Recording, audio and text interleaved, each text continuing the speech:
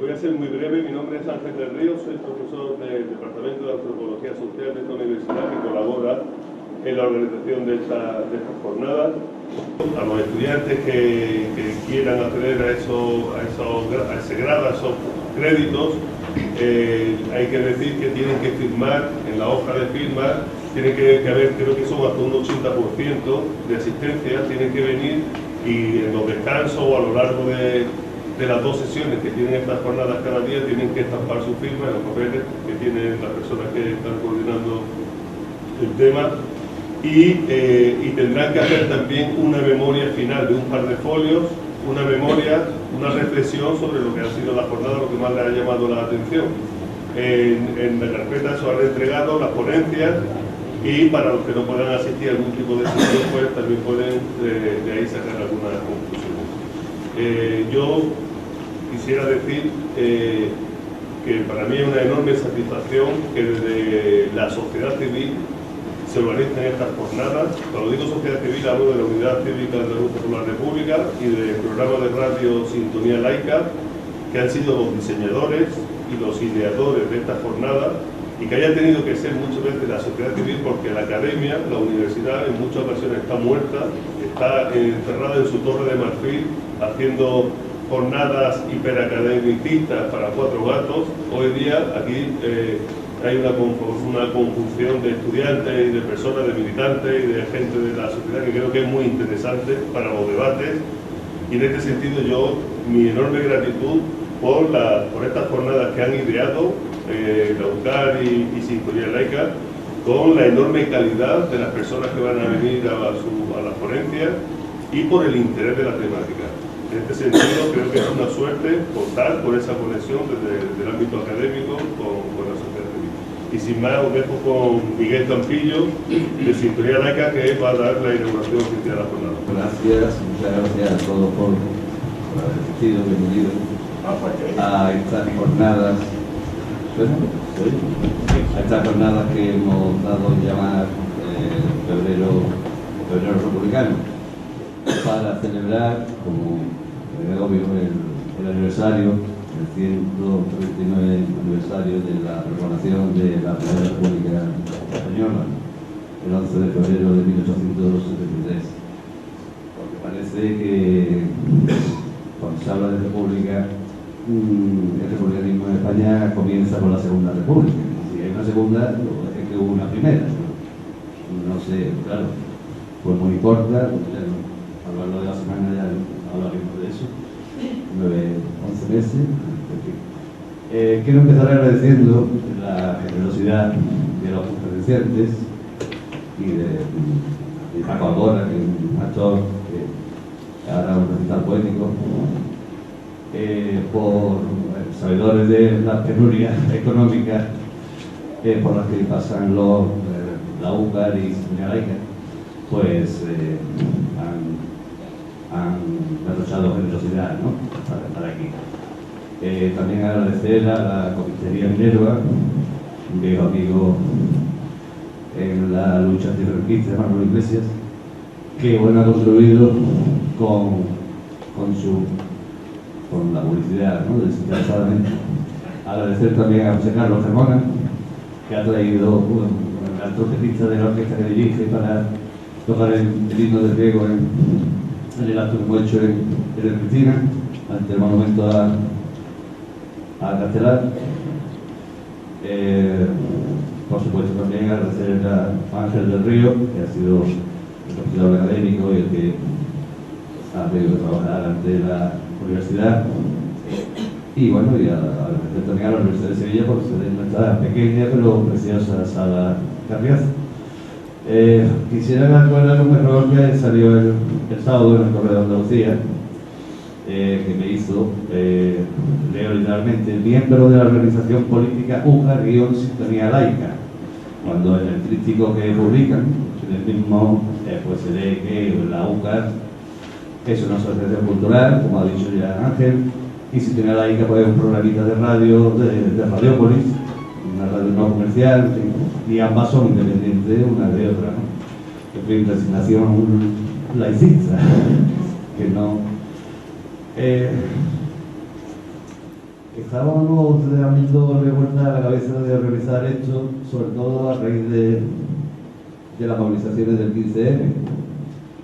Desde el 15 de mayo, miles de personas se reivindicaron en las calles pues, democracia real ya. Y pensamos que esa democracia real no puede darse más que en una república laica, porque las repúblicas pueden no ser laicas. Entonces, pues, en una república que regenere todos los estamentos de la sociedad, hoy la última ha sido, bueno, ya nos hablará José Luis Pitar, creo también sobre ese tema, ¿no? El rey, ¿no? Cómo trató a tejer, y que defienda y potencie los valores cívicos republicanos de libertad, igualdad, solidaridad, participación ciudadana, en fin, en la búsqueda del bien común de todos, ¿no? Como razón de ser del Estado, no es otra. Hoy vemos cómo va en aumento la privatización de lo que antes era de titularidad pública, con los servicios sociales cada vez están más atacados. En fin, en este sentido, esta jornada pues, nos servirán para conocer más y mejor los fundamentos y logros del republicanismo español en sus cortos periodos de vigencia y, claro, los principios del laicismo. Y bueno, pues, Juan. Perfecto, me permito. Como acaba de decir Miguel, vamos a estar aquí. Yo me llamo Juan Mori y lo que tengo que hacer aquí, soy presidente de la Unidad Cívica de la República Andaluza y lo que tengo que hacer aquí ahora es presentar al conferenciante. Como ha dicho Miguel, vamos a estar durante unos días hablando de democracia, porque la república es la democracia es la república. En república no hay democracia y al contrario. En la calle se repite mucho, lo llaman democracia y no lo es, efectivamente, así es. Para que haya una democracia, la democracia no casa bien con apellidos. La democracia, algunos nos acordamos de democracia orgánica. Esos apellidos puestos en la democracia, esto no casa muy bien, ¿verdad? La democracia o es o no lo es. Y si el mandamás del Estado resulta que es mandamás porque ha nacido en una casa determinada, con un apellido determinado, pues eso no tiene nada que ver con la democracia, ¿verdad? Pues durante unos días vamos a estar hablando de eso, de muchas cosas más, pero sobre todo de eso. Y el primero que va a comenzar a hablarnos es José Luis Pitar, que está aquí a mi lado. José Luis Pitar es licenciado en Derecho por la Universidad de Valencia y es en la actualidad profesor de Derecho Constitucional y Ciencia Política y de la Administración en esa universidad.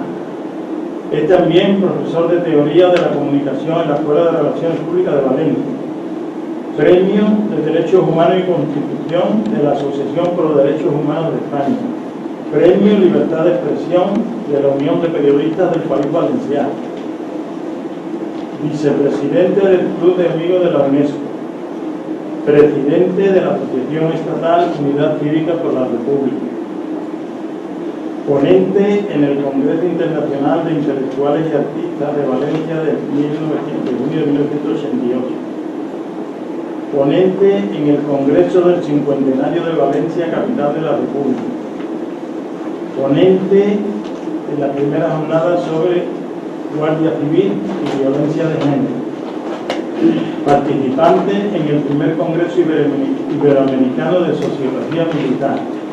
Y aquí comienzan a aparecer algunas palabras que empiezan a darnos pistas de cuál fue la primera actividad de José Luis, que ahora no diré.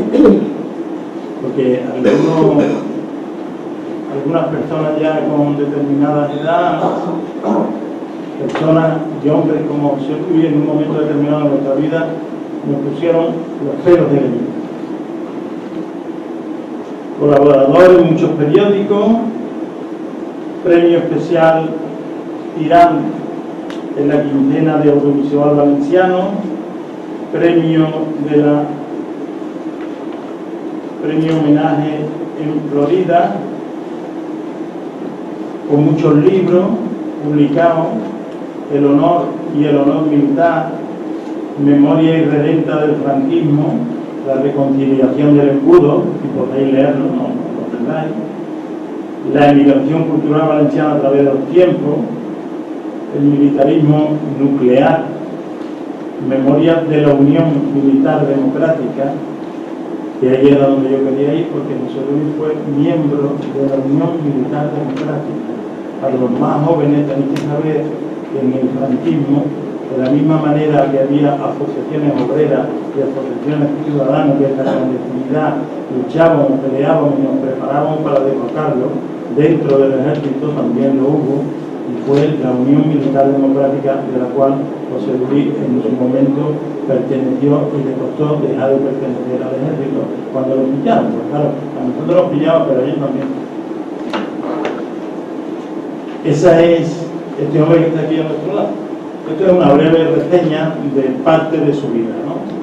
En algunos sitios, porque hay más folios, ya no voy a leer todo, pero en algunos sitios he leído que también ha sido en muchos procesos democráticos y electorales vividos por países de América Latina, ha sido observador internacional de estos procesos, enviado allí por la UNESCO para ver lo que estaba ocurriendo.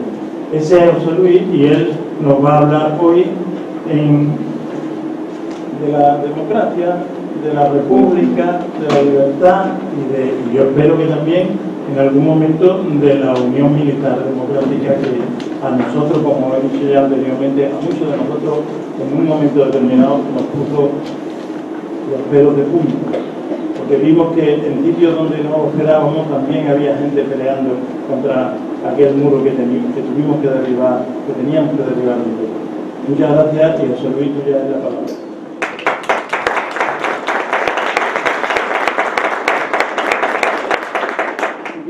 Bien, yo hablaré más o menos de lo que queráis, me preguntéis y yo sepa. Y en fin, lo que has dicho, pues siempre conforta un poco el ego, pero me da un poco de vergüenza, porque lo único que demuestra en última instancia es que soy en fin, que tengo 70 años, ¿no? que me ha dado tiempo. Bien, yo voy a, entre las formas que yo tenía de plantear esto, al final me he decidido por empezar y terminar con lírica, con poesía, porque la República también es poesía, pero poesía en el mejor sentido de dinamismo, de esperanza y de futuro. Tengo aquí un artículo que llamé República o Regeneración Democrática, que salió publicado en larepublica.es, que empezaba diciendo: mataron a Federico cuando la luz asomaba, el pelotón de verdugos no osó mirarle a la cara, mas la estirpe de Federico, García Lorca, la estirpe de Federico no nos hace revanchistas, aunque su recuerdo nos nuble en la vista. No es la lumbre de nuestros ojos el vesquite, aunque Miguel agonice a los 31 años, comido de enfermedad su pecho intenso. Miguel Hernández, herido de la vida, del amor, de la muerte, en lúgubre prisión de una dictadura terrorista, mientras canta a su pequeño hijo amamantado con pan y cebolla. En la cuna del hambre mi niño estaba, con sangre de cebolla se amamantaba. Ríete, niño, te traigo la luna. Tu risa me hace libre y me pone alas. Soledades me quita cárcel por venir de mis huesos y de mi amor. Miramos al futuro sin rencor del pasado que nos usurparon, pero no renunciamos a la memoria, porque sin memoria no hay identidad y porque no tenemos derecho a la amnesia, al olvido de quienes todo dieron por un mundo con justicia. El fin natural de una sociedad democrática es la república, que aquí llegó 2 veces, democráticamente y sin gota de sangre, y todo nos fue arrancada con máxima violencia e ilegitimidad. No somos revanchistas, como no lo eran Federico, Miguel Hernández, Antonio Machado, sino apasionados por la dignidad. Otros solo son revanchistas vergonzantes, los que aún homenajean al terrorista internacional Fraga, los que en su fuero íntimo no renuncian a la victoria sobre media España. A eso solo les decimos a la mierda, como la Borleta o como Fernando, porque les cuadra el diagnóstico del manco que acuñó Unamuno para Millán Astray: el tullido tiende a tullido. Creemos en la república como régimen político y moral superior a la monarquía. Y no tengo que terminar este artículo. Voy a seguir terminaré con otra referencia también lírica, de las que me hacen quebrar la voz. La Tercera República o rescatar siglos, un proyecto político, cultural y moral. Este es el tema, el nombre de la conferencia. Proyecto histórico, enraizado y en continuidad con la Primera y la Segunda República. Ambas decimos llegadas pacífica y democráticamente a este querido y tantas veces traicionado país, tras una reina y un rey borbones, tras Isabel II y tras Alfonso XIII, cofrades de militares traidores al pueblo. Citemos solo al Espadón de Loja, el dictatorial Narváez, y al dictador Primo de Rivera, o a Franco, de quien fuera padrino de boda Alfonso XIII, cosa no suficientemente conocida. Y ambas repúblicas linchadas por la conspiración o coyunda de los de siempre, los dichos milicos golpistas metidos a politicastros, eclesiásticos, señoritos canallas terratenientes expoliadores de los braceros, piratas contrabandistas como Juan Marc, y el pueblo. Se preguntaba el gran patriota francés Louis Blanc, el de la Revolución de 1848. El pueblo despertó asustado por el ruido de pasiones que no eran las suyas. Ah, pero aún en Sevilla padecéis la ignominia de tener al mayor terrorista de la historia de España, Queipo de Llano, asesino profesional, primero de moros, luego de andaluces, enterrado a los pies de la Macarena y con su fajín de general pistolero presidiendo las procesiones. Decía Queipo: es necesario crear una atmósfera de terror. Hay que dejar sensación de dominio, eliminando sin escrúpulos ni vacilación a todo el que no piense como nosotros. Todo aquel que sea abierta o secretamente defensor del Frente Popular debe ser fusilado. Quería fusilar a media España. Bien lo señalaba aquel hombre preclaro y bueno, don Antonio Machado.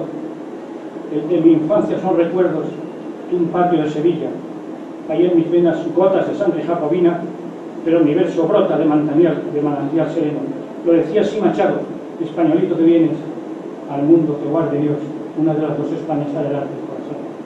La Primera República llegó de un modo plenamente democrático y era el intento, con un siglo de retraso, de enlazar con la Ilustración, de europeizar en su mejor sentido España, de sintonizar con Francia, que tras 3 dinastías en el siglo XIX, Francia, los Bonapartes, los Borbones, los Orleans, recién había alcanzado la definitiva Tercera República, como será definitiva la nuestra.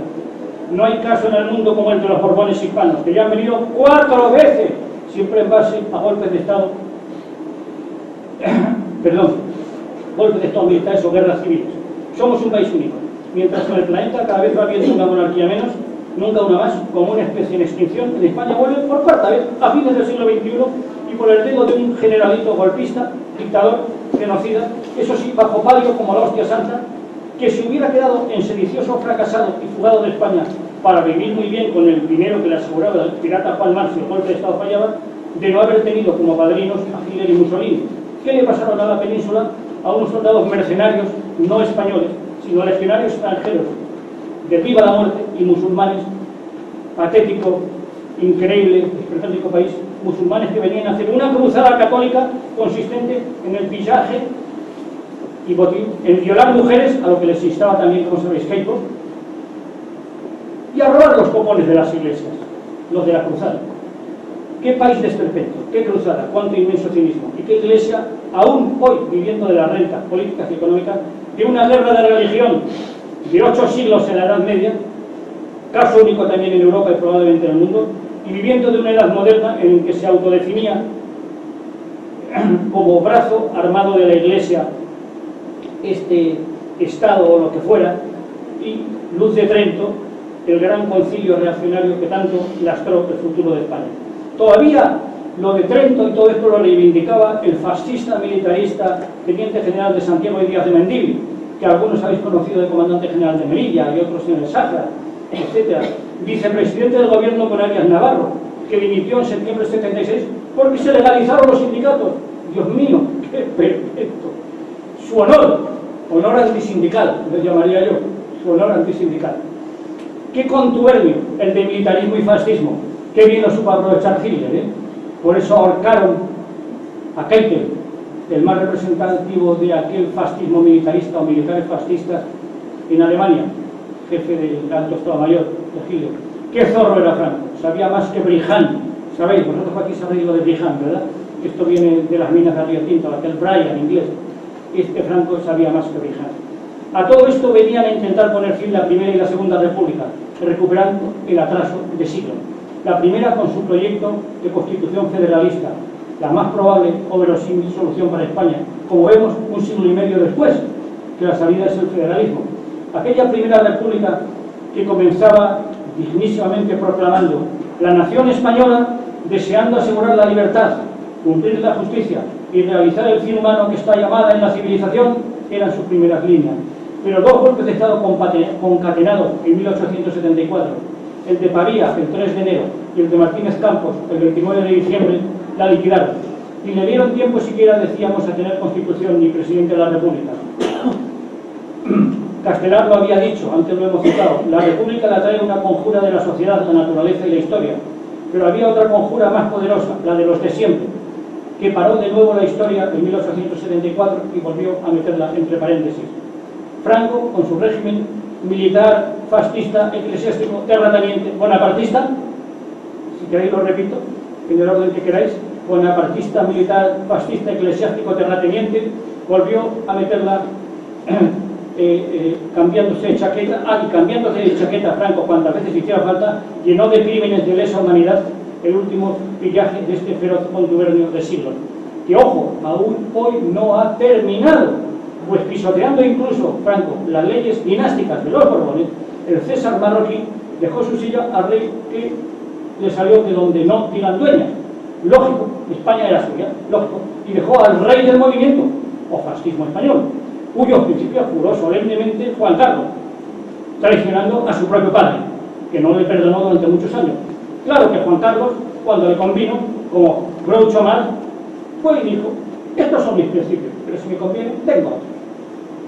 Tras la Primera República vino el tinglado llamado Restauración, iniciado con el corto reinado de Alfonso XII, hijo de la destronada Isabel II y de cualquiera de sus numerosos amantes, probablemente el capitán valenciano Puigdemont, que era muy apuesto, era de un teniente, me parece, un teniente. Alfonso XII, que murió tuberculoso muy joven, como conocéis, y después, pues un monarca necio, Alfonso XIII, rey soldado por excelencia, Alfonso XIII el africano, rodeado de una casta de favoritos militares africanistas a los que concedía censos a capricho. Citaremos solo, entre otros, a Sanjurjo, a Franco, etc., atrincherándose Alfonso XIII tras ellos y llegando hasta pisotear la Constitución de 1876, que le daba no solo a la jefatura del Estado, era también jefe del gobierno, no había primer ministro, era el rey y su ministro. Pues también esta la pisoteó y trajo una dictadura pura y dura, la de Miguel Primo de Rivera. Tanta traición e incapacidad del monarca, tanto hartazgo, desprecio y hastío de la sociedad, produjeron un contundente pronunciamiento republicano en cuanto hubo unas elecciones el 12 de abril del 31. Y así cayó con ella y con ella, entre inmensa y pacífica alegría popular, así cayó la prostituida monarquía, llegando la Segunda República.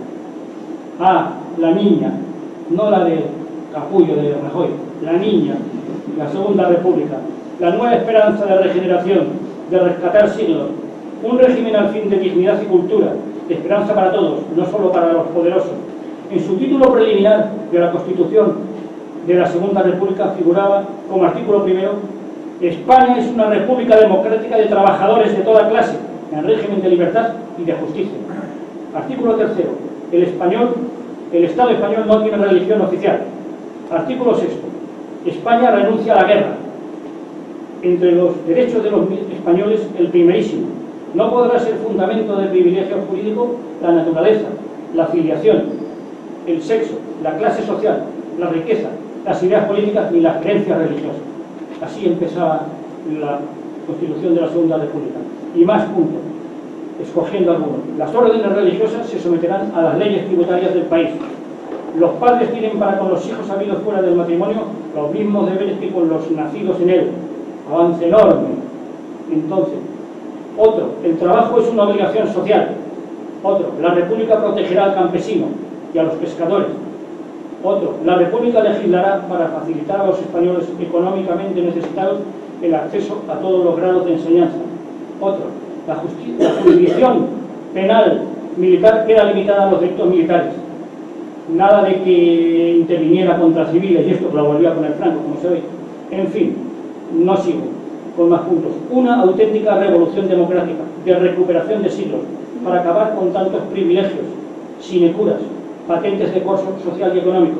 Por eso, los de siempre, la España oscura, ultraconservadora, la de esos privilegios, patentes y puras, se puso a conspirar desde el 15 de abril para destruir aquel futuro de regeneración y de esperanza.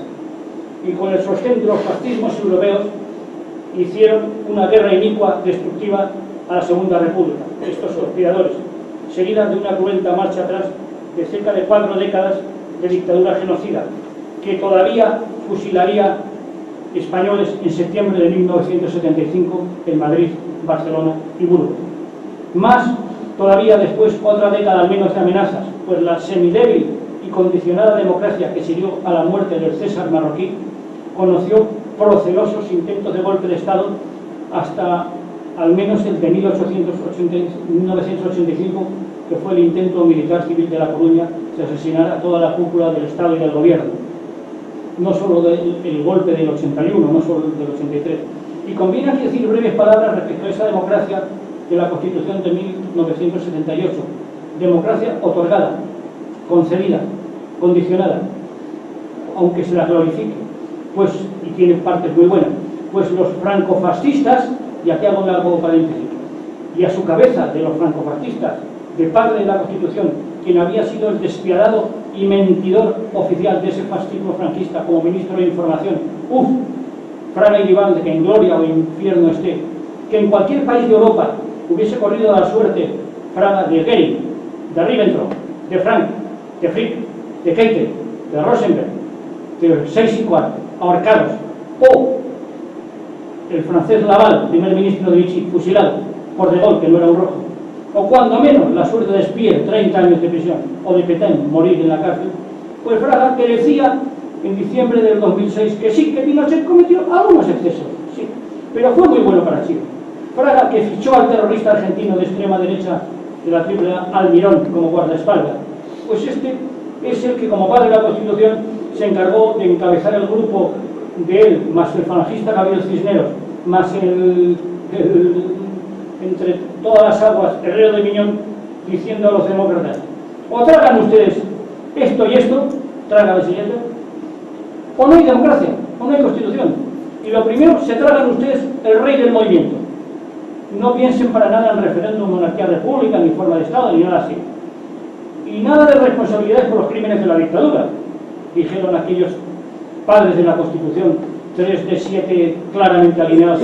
Y luego había unos socialistas tan flojos como peces barbas, una especie de bono, pero no sé si, no, creo que no tan malo, pero en fin, y el único que había así era metido a Jordi Soletura un poco para despistar y tal, y en fin, aceptan ustedes todo esto, pero nada de responsabilidades por los crímenes de la dictadura, y nada de reconocimiento, caso único en Europa, a los últimos soldados de la República, a los combatientes que ejercieron sagrado derecho de resistencia a la tiranía, nuestros maquis, nuestros guerrilleros.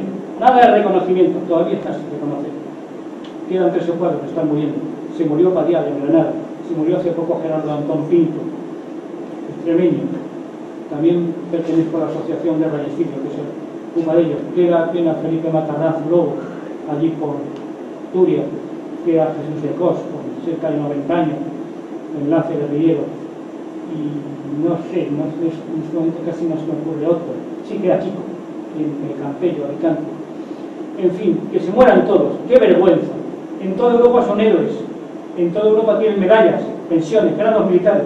En España aún sin reconocer. Esto es una democracia. Esto no huele a fascismo en una serie de puntos, a fraquismo. Nada de responsabilidades, como decíamos, respecto a estos temas y de los militares de la UMD, acordaros de los húmedos, para la gente dice UDM, húmedos, así, sin H. Los de la UMD podéis ponerlo en Google y veréis, pues esto, nada, se ha tenido, aquí han ascendido a general, pero ya en plenísima democracia, en los años 80, los 90, los golpistas del manifiesto de los 100, que recordaréis, el general Blas Piñar, hoy, entonces capitán, el manifiesto de los 100 del 70, del 81, 78, por ahí esos años, el capitán Juan Cañadas, todos esos que hicieron el manifiesto de los 100, que puso en carne viva al país. Sí, fue cuando presenté yo mi libro, El honor y el honor militar del Club Internacional de Prensa, Madrid, que por lo tanto era en diciembre del 81. Pues claro, porque era algo del a Milán de Bosch y compañía, y estaban aquellos presionando, hicieron un manifiesto con 100 firmas de capitanes y tal, pero golpista, en apoyo a Milán y compañía, que estaban siendo juzgados. Entonces, nada, estos han llegado todos a general. Los que no han llegado son ninguno de los de la UMD, pero no solo los que echaron, sino los que siguieron en activo, porque no quisieron detener a muchos, para que no parecía que había muchos, que era un tema localizado, solo 4 casos en Madrid, cuando donde más había miembros de la UMD era en Barcelona, por ejemplo, donde se había fundado, recogiendo la herencia de Pérez Farrás y de aquel jefe de las fuerzas de orden público, también Federico Escofet, que salvaron a la República en Barcelona en julio del 36. Bien, pues nada, aquello solo cogieron unos pocos y tal. En fin, los de la UMD, pues ninguno ha llegado a general. Tíos de Estado Mayor, de primeros de promoción, como Monje Ugarte, como Díez Invernal, tal y cual, ninguno. Y la ministrilla esta, que es el presidente del PSOE, les dio una medallita hace poco, una medallita reconociendo 30 años después que bueno, que algo hicieron, pero sin reconocerle. No habrá un gobierno democrático en España en el que yo crea, hasta que no sea capaz de decir que a estos miembros de la OMD, coroneles de Estado Mayor de máxima categoría, se les da, aunque estén retirados, aunque tengan 80 años, a título honorífico el grado de general, y si se han muerto, póstumo general. Y si no, no me creo yo que haya aquí una democracia que acabó el militarismo fascista. Y la Carmen Chacón, cuando le da una medallita hace poco a estos de la OMD, a unos cuantos, estos 8 o 9, pues resulta que al día siguiente le sale un gilipollas, y si quiere que se quede contra mí, general García de Dios, uno chuleta, guapera, soltero, diciendo que se quita las medallas, porque si le dan una medalla a los del OMD se quita las suyas y no las lleva. Y la Carmen Chacón tenía que haberle arrestado contundentemente, aunque fuera 48 horas, pero no quiero ser machista, no tiene narices o varios de meterle 24 horas de arresto a un general, mira, de reprenderle, así como un crítico, ¿no? En fin, esto todavía ayer, el año pasado, de modo que sepamos dónde estamos, que no es que yo piense que van a dar un golpe de Estado, tampoco les hace falta, o sea, que podrían llegar, pero no, yo no creo en eso, ni mucho menos. En fin, nada de responsabilidades, decíamos, UMD nada, a extinguir, y desde luego les dijeron Fraga y compañía, en fin, no piensen ustedes en que, aunque hombre, en Europa no hay pena de muerte, los códigos penales, ¿no? Y dijo Fraga y compañía, bueno, pues no podemos pena de muerte prohibida en la Constitución, pero en el ejército no se puede prohibir. Y llegaron los tribunales de no. Hombre, tribunales de no, esto es de coña, que 4 funcionarios se reúnan y a uno, porque les cae mal políticamente, o sea, lo echen a la calle y ya está, y al día siguiente se quedan sin nada, su familia y tal, bien. Pues no, hombre, tribunales de honor. No, pero en el ejército se mantienen los tribunales de honor. En la administración civil se quitan, porque eran todos los ministerios. De modo que estas eran las muchas trágalas de esa constitución que dicen que es tan maravillosa y que lo es bastante buena, por ejemplo, en derechos fundamentales y libertades públicas, que copió muy bien a la constitución alemana, no la de Weimar, que sí, en parte, ni Hitler, que no fue constitución, sino la actual. Bien, pues todo esto, el falangista Cisneros, yo le hemos citado, el Rey Miñón, que hizo, entre otras cosas, darle la coartada a otro capullo llamado Mena, que lo habéis conocido, aquí de capitán general de Sevilla, que lo cesaron por aquello, pusieron a mi hermano pequeño en su lugar, y Pedro Pitar, y pues que coge y el artículo 37 de la Ley Orgánica de Franco, que es el que al ejército le daba misiones políticas, lo mete camuflado como artículo 8 en el título preliminar de la actual Constitución, que es en lo que se apoya Mena, diciendo que en ciertas situaciones un tanto críticas, pues el ejército tiene algo que decir, que es en lo que se apoyó. Claro, lo cesaron inmediatamente porque que no tenía más remedio, pero no lo cesaron porque había dicho eso, lo cesaron porque cuando habla un capitán general el día de la paz militar habla en representación del rey. Claro, entonces no puede excederse en eso, lo cesaron por eso. Bien, entonces vamos a ver, que no quiero alargarme demasiadísimo, y le dijeron, dejaron una constitución, a ver, que lo vuelvo, nada de referéndum vinculante, y la monarquía puesta por Franco debidamente acorazada en el artículo 168 de la Constitución, y el rey o su hijo o hija sean los que le sucedan listos o memos, honrados o metidos en negocios turbios como Cristina y Urdangarín, pues estos con un inmenso poder, que fuera jefe del Estado o rey, tanto poder como para decidir el candidato a presidente del gobierno, ver el artículo 99 de la Constitución, pasando la mayoría de diputados y diciendo propongo candidato a tal, no está obligado a que diga los partidos mayoritarios o tal, nada. Esto todo bajo la vigilancia del ejército de Franco, que es el síndico del atado y bien atado durante lustros después de morir el cesita marroquí. Por todo esto, por haber sido fabricada bajo demasiadas presiones y coacciones, consideramos parcialmente ilegítima y nula a la Constitución del 78, parcialmente. Y creemos que el Estado español está y estará en interinidad mientras no haya un referéndum vinculante monarquía-república. Por algo tiene dicho el gran Puente Ojea, Gonzalo Puente Ojea, que la transición fue el mayor timo de la historia de España. Ya ven, al PP en 2012, todavía haciendo el panegírico de Franco. Se consideran sus hijos y sus herederos. Pues enhorabuena. Herederos del francofascismo. Todas las constituciones que hemos tenido desde la de 1812, y luego la del 37, luego la del 45, luego la del 69, luego la del 76, todas ponían, como es lógico, a las Cortes, que representan la soberanía popular al pueblo español, delante, en un título anterior al título que era de la monarquía, de la corona. Esta, la actual, es la primera que pone antes al rey que al pueblo, que a las Cortes, la del 78. Mirad qué constitución tan magnífica tenemos. En fin, y otra inmensa traga. Por eso somos jacobinos y no girondinos. Por eso, porque creemos profundamente en la libertad, en la igualdad y la fraternidad humana. No queremos cortar la cabeza al rey, como hicieron los jacobinos, como hizo el gran Robespierre, el incorruptible. Sí querríamos que su majestad, que habla tanto y tanto de tantas cosas, hablara alguna vez y censurara la corrupción, que de esto no habla nunca. Por eso somos republicanos, un régimen compatible en plenitud con la democracia. ¿Quién puede ignorar que el fin natural de nuestra sociedad democrática es la república? Pensamos de una vez a la conspiración de Pulones, eclesiásticos infieles al Evangelio, militares roídos por el miedo al pueblo, adoctrinados en el fascismo, terratenientes adoradores de Cristo. Sabemos con la madurez histórica y política de España. ¿Cómo vamos de qué? Para terminar, ¿en otro rato? Y comentar con el coloquio. Bueno, que hay coloquio. Bien, pues voy a intentar abreviar. Claro. La monarquía hereditaria, en fin, transgrede la Declaración Universal de Derechos Humanos de Naciones Unidas, que dice: ninguna desigualdad al nacer, artículo primero, sin distinción de ninguna índole, ni por origen ni por nacimiento. Declaración Universal de Derechos Humanos. Artículo segundo, también transgrede el Pacto Internacional de Derechos Civiles y Políticos. También por igualdad jurídica, sin discriminación, bla. Concurre incluso el artículo 1 de la Constitución actual, que pone la igualdad como valor superior de nuestro ordenamiento jurídico. El 9, la igualdad ha de ser real y efectiva. Y el 23, derecho a acceder en condiciones de igualdad a las funciones y cargos públicos. Conste que me habían dicho 45, 50 minutos, y para tal me he preparado. 50 me habían dicho. Cultura es uno de los títulos de la conferencia. Más la República también quizás fue un proyecto, sobre todo, de cultura. Cultura, paradigma, cosmovisión, forma de ver las cosas, ética. A mí me gusta mucho hablar de cultura como sistema de referencia. Cultura remite a sociedad, a conocimiento, a entender qué pasa, y a moral y derecho, claro. Y a historia del grupo social, y a futuro. Decía Teilhard de Chardin, el pasado descubre la estructura del futuro. Más cultura remite también a pensamiento y acción.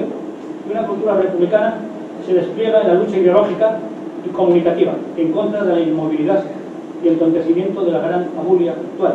Cultura es civilización en su mejor sentido, o sea, derechos humanos, dignidad de la persona, que es el fundamento del orden político y de la paz social, dice el artículo 10 de la actual Constitución. Cultura es respeto, no solo poder, dominio, negocio, dinero. Cultura debe ser parte importante de la superestructura social y política, y no esa degradación de la televisión, basura, el tarot, los agüeros de hechicería, que desactiva la conciencia colectiva, cada uno en su rincón, en el no pensar, en la desestructura y la ignorancia. En vez de pensar, reír a oscuro. Pero nada es casual. Otra cosa es desconocer las causas. Y acá se trata de mantener un orden social y económico favorable a una minoría, con los medios de comunicación en poder controlados por los grandes poderes oligárquicos financieros, sofocando antes de nacer cualquier conato de insumisión o rebeldía frente a un poder hoy poderoso más que jamás, al que así este poder no le hace falta detener, torturar, aprisionar, le basta con entontecer. Frente a todo esto propugnamos esa lucha republicana de concienciación ideológica y comunicativa. Y como mencionamos al término ideología, señalemos muy de pasada cómo se incuba en el pueblo honrado y de a pie la ideología dominante, de mantenimiento de las relaciones de propiedad y producción, controlando así la sociedad, controlando la cultura popular, con los gobernantes demasiado capataces de esos inmensos poderes económicos, mientras un niño muere de hambre cada 5 o 6 segundos. Encima, en España, con una iglesia aliada mayoritariamente con tal sistema y con su vicio de controlar las mentes y conciencias. Grandes filósofos y pensadores como Gramsci, como Althusser han hablado de esto y no me voy a extender. Han descrito este fenómeno de inocular al pueblo la ideología de los amos explotadores, corrompiéndolo moral y materialmente. Es terrible el control de la información. Por eso hablo yo con frecuencia de conspiración contra la República, no subvenciones, jornadas de UCR en Valencia en que nos pide la universidad 900 euros para dejarnos una sala como esta, rueda de prensa a la que no acuden los medios de comunicación en Valencia, un libro mío ignorado totalmente por los más media y, por supuesto, alianza de todo este sistema con la actual monarquía tardo-borbónica y el apoyo total a Felipe y Leticia. Y la vergüenza mayor que he tenido muchos años, París, agosto 2004, conmemoración de la entrada de los españoles con los tanques Teruel, Guadalajara, Ebro, tomando París, división Leclerc, columna Dron, y llega el sinvergüenza de Javier Rojo, presidente del Senado, y en un acto, y aquí lo tengo la copia de lo que se puso en el muelle del Sena, el alcalde de París, de la Noé, a los republicanos españoles, dice la placa que se puso, y la primera teniente alcalde, Annette Hidalgo, hija de exiliados españoles de París, a los republicanos españoles, decía la invitación que le tenía, y el discurso, a los republicanos españoles, y llega el sinvergüenza de Javier Rojo, y dice unas 20 o 30 veces, en un discurso de 20 minutos, los españoles que estaban en cabeza, los españoles, y ni una sola vez dice los republicanos. 2004, París. Esta es la conspiración contra la República, esta es la desvergüenza de tanta gente, esta es la política politiquería indecente. Es terrible el control de la información, es terrible la conspiración contra la República. La calle de Vicente Rojo en Valencia, valenciano, no existe. Pero aquí están poniendo otra vez calles fascistas. El regimiento que toma Sangre y Fuego el pueblo Azaña, cerca de Toledo, donde estaba el Bono 20 años de jefazo a unos kilómetros, Aceña, que se convirtió en Azaña, se llamaba Azaña, la noria, pues lo tomó Sangre y Fuego, le pusieron el nombre del regimiento, sigue llamándose con el nombre del regimiento, lo tomó Sangre y Fuego en verano del 37. Frente a todo esto proponemos una cultura republicana, liberal, progresista, plenamente democrática, que llevamos siglo y medio luchando por ello, desde Castelar y aquello. Y para ello la devolución a la sociedad de esa parte de la soberanía popular que requiere una familia. Devolution sería otro tema para una conferencia. Se habla mucho en Inglaterra, con Escocia, con Gales, devolution, devolver la soberanía. No da tiempo a entrar en ello. Lo que decimos es que quien gobierne, que sea elegido periódicamente. Pero en fin, algo se está moviendo. Una encuesta del 6 de diciembre del 2009, la leí yendo a una charla como esta en Ciudad Real, hace mucho tiempo, desde Valencia, pues decía que el 25% contestaba república en vez de monarquía. Pero es que una encuesta que nos contó en Granada Martín Medén hace mes y pico decía que del Centro de Investigaciones o de Estudios Sociológicos decía que le han ocultado que el 50% decía que sí, que la República que vale.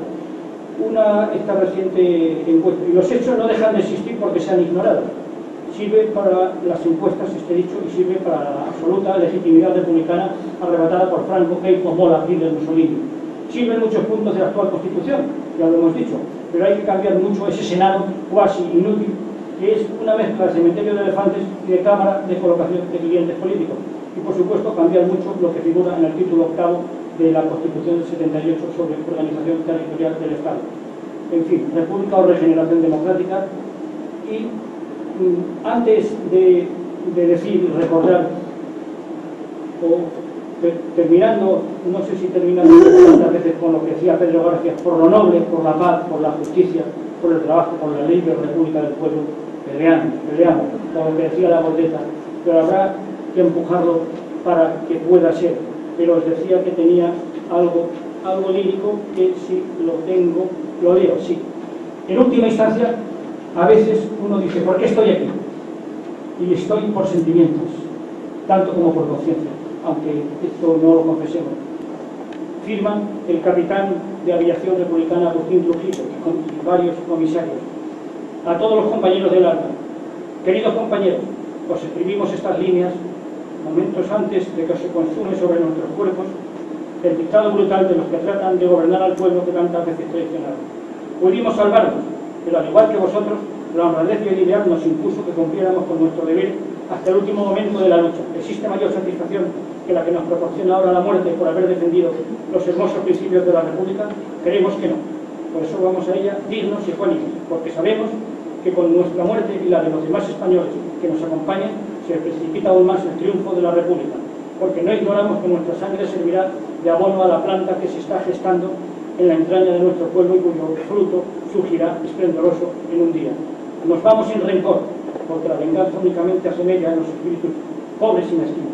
En cambio, anhelamos justicia, y esta sabemos que la haréis cuando las cosas se asienten de nuevo en su sitio normal y lógico. Salud, viva la República, viva la aviación republicana. 1939, diciembre, justo antes de su fusilado. Termino ya, nada, muchísimo. Muy bien.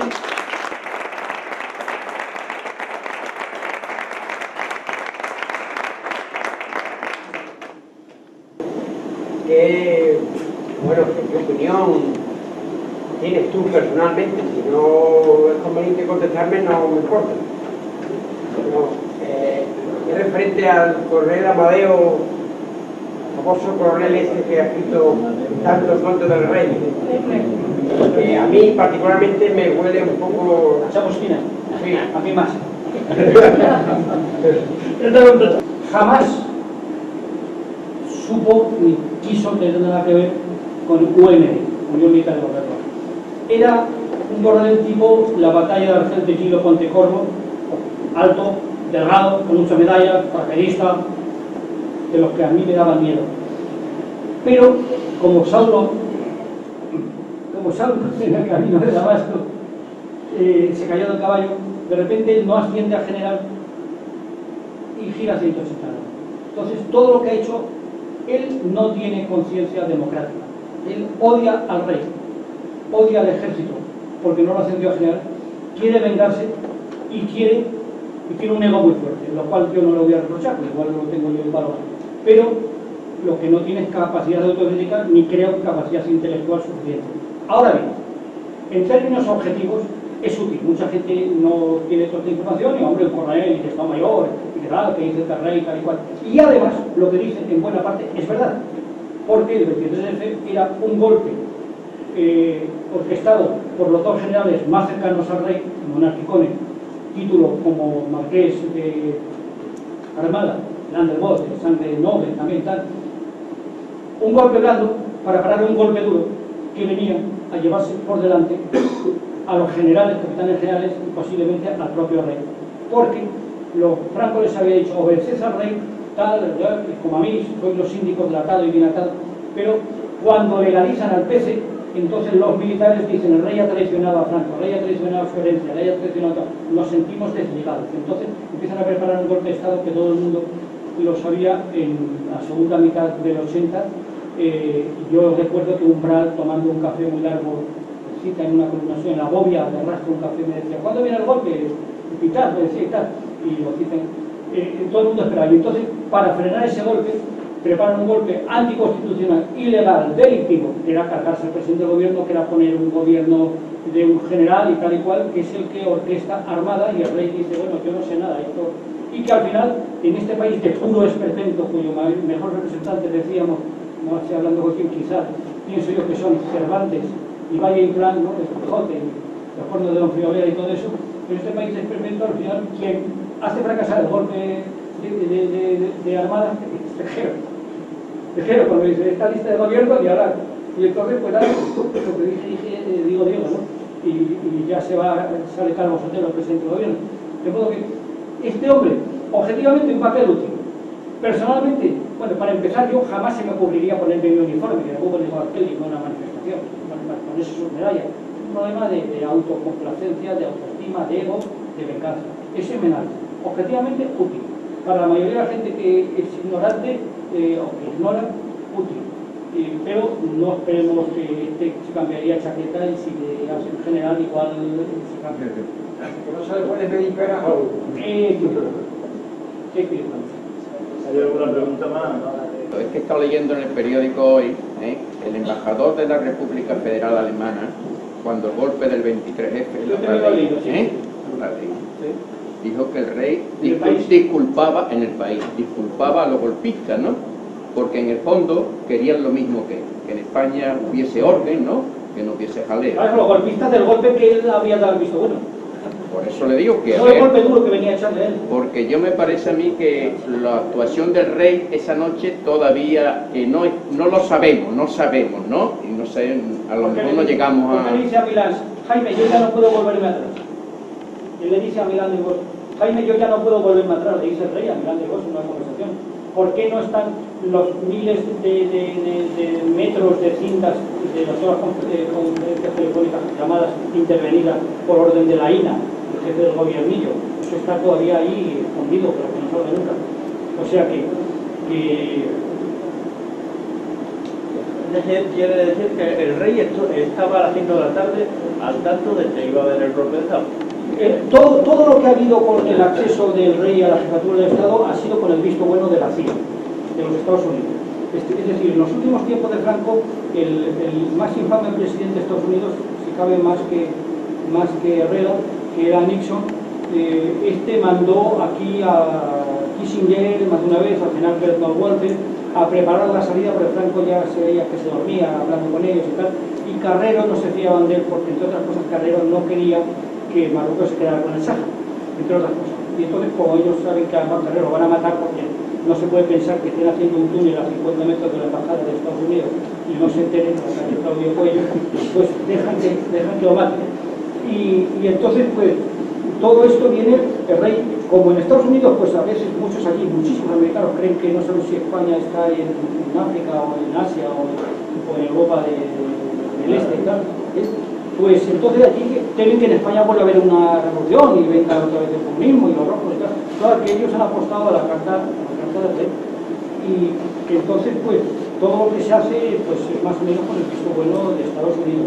Y Estados Unidos tampoco está por una dictadura como la que traían los tenientes coroneles y coroneles de una dictadura. Es decir, el rey se mete en la operación de presionar a Suárez, de intentar hacer un gobierno presidido por un general, por un militar de toda su confianza, que aunque él borbonea y no aparece por ningún lado, pero todo el mundo da por supuesto que, hombre, si ahora que si tu mujer te da un recado porque tú te has puesto enfermo y no puedes venir a no sé qué, pues que no es mentira, pues todo el mundo da por supuesto que cuando habla Armada es con el visto bueno del rey. Nadie puede imaginar que su preceptor, su profesor, su jefe de la casa muchos años está yendo contra el rey. Por lo tanto, todo el mundo da por supuesto que Armada habla en nombre del rey. Y era verdad. Me parece que el rey borbonea, pero el rey se entrevistó con él 3 veces en un mes y pico antes del golpe de Estado del 23F, porque él iba aquí a Baqueira a Beret y Armada estaba de gobernador militar de la plaza de provincia de Breda y que está la división de montaña número 4 con sede en Breda. ¿He contestado? Una última pregunta, si me lo pregunto.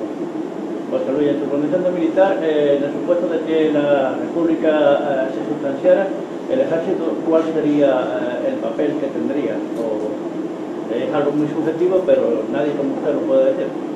No, eso yo pienso que no más que otros muchos, pero el ejército, pues yo te tengo que responder que a lo que aspiramos es que sea como el ejército francés, como el ejército austriaco, como el ejército sueco, como el ejército, en fin, que suizo, el ejército, pues unos funcionarios a las órdenes del gobierno y punto. Otra cosa es que, igual que tenemos todavía mucho mal metido, y la prueba que tenemos mal, que están dando homenajes a Fraga, que es un señor que era el que cuando torturaban y asesinaban, tiraban por la ventana a Julián Grimau, decía que había sido de otra manera y tal, que todavía le están dando homenaje.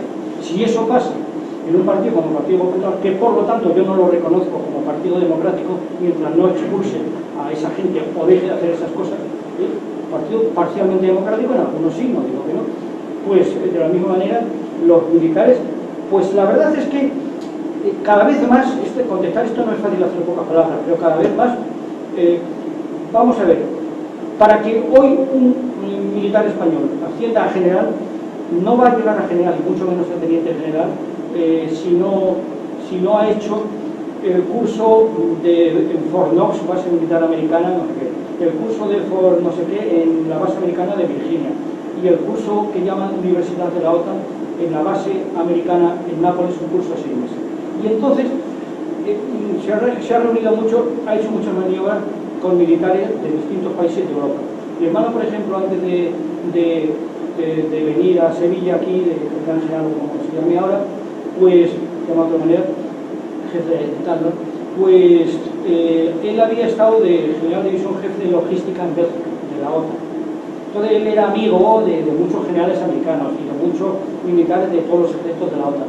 Entonces eso, de la misma manera que las becas Erasmus van dando lugar a que hay estudiantes que salen y ven lo que hay por ahí y se enteran de que en Europa, pues bueno, pues hay una universidad que no tiene tantos vicios como la nuestra y tal, pues yo creo que el ejército va situándose poco a poco como, bueno, pues en su sitio y que no es golpista. Ahora, la cabra tira al monte. Una de las razones por las que los jueces son tan reaccionarios, muchos de ellos, y van contra la razón y tal cual, es porque tienen miedo de que a sus padres, que fueron asesinos, jueces que asesinaron en el Tribunal de Orden Público, condenaron a muerte, que resulta que al final les van a quitar las medallas, les van a quitar las cruces de San Chindas, de Santa Pancracia, y les van a decir que fueron unos delincuentes, y claro, entonces hay muchos militares todavía que su padre fusiló gente y tal.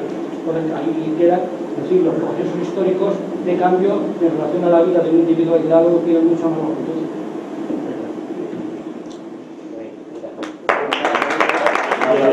Luego generales que llegan y deben pasar por las academias, y pasar también por Nápoles, pero también hay unos coroneles que todavía están algunos con esa mentalidad, y se ve, yo hablo con algunos militares, tienen una mentalidad que da miedo, porque además la mentalidad del que no vale, del que no va a llegar, en esto entroncaría con la UMD, que en su tiempo era la aristocracia del ejército, llamando la aristocracia en el sentido de que eran los más preparados, y era cuando se habló de aquello se asustaron mucho, ¿no? Y los mejores del ejército han creado esta organización. Esto puede ser una reducción de coroneles, pero de otra mentalidad, no la de ahora.